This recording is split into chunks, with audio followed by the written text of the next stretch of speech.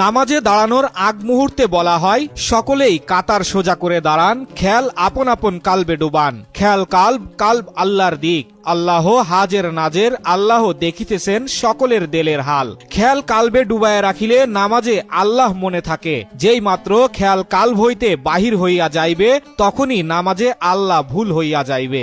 নামাজে যদি আল্লাহ ভুল হইয়া যায়, তাহা হইলে কাহাকে সেজদা করিবেন নিজেই মনে মনে চিন্তা করিয়া বুঝেন। মুখে আল্লাহর নাম আর অন্তরে দুনিয়ার জল্পনা কল্পনা, এমন নামাজে কি ফল? তাই দয়াল নবী রাসূলে পাক সাল্লাল্লাহু আলাইহি ওয়াসাল্লাম ফরমান, লা সালাতা ইল্লা বে হুজুরি কালব, নামাজি নয় হুজুরি দেল ব্যতীত।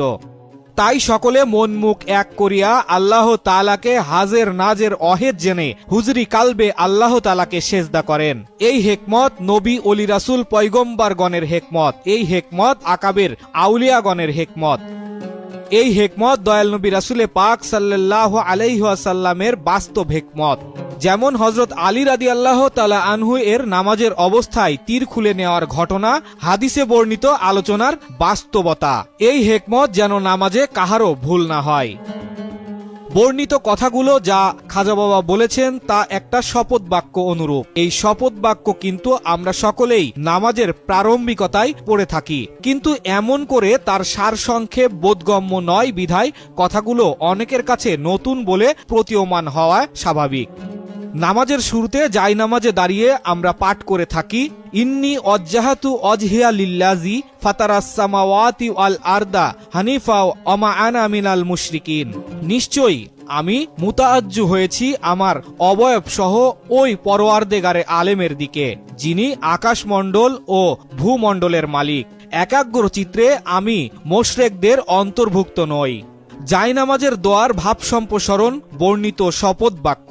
এই বাক্য পাঠান্তে কেউ বাংলায় কেউ আরবিতে নামাজ শুরু করছি, কিন্তু বাস্তবে কি হচ্ছে তা কি একবার ভেবে দেখছি? অথচ এই নামাজ আমার জীবনের শেষ নামাজ। আমি হয়তো জীবনে আর নামাজে দণ্ডায়মান হতে পারবো না। এই নামাজ যদি কবুল না হয়, তাহলে ইহকাল পরকালে কোনো ফল দিবে না। এই ফলশূন্য পরিশ্রমে প্রেম বা মহব্বত না আসাটাই বাস্তব। এই নামাজেই আল্লাহর দর্শন লাভ হয়। নামাজ জান্নাতের কুঞ্জি। যে নামাজে এত কল্যাণ নিহিত, সে নামাজে কোনো ফল হবে না নামাজি যদি নামাজে উদাসীন হন, বরং তার জন্য শাস্তি অবধারিত। এই জন্যই পবিত্র কুরআনে আল্লাহ তাবারক তাআলা ঘোষণা করেছেন, অতএব দুর্ভোগ সেসব নামাজির জন্য যারা তাদের নামাজে বেখবর উদাসীন, যারা তা লোক দেখানোর জন্য করে, অর্থাৎ নামাজীদের জন্য ওয়াইল দোজক বা দুর্ভোগ, কারণ তাদের নামাজ লোক দেখানোর নিমিত্ত।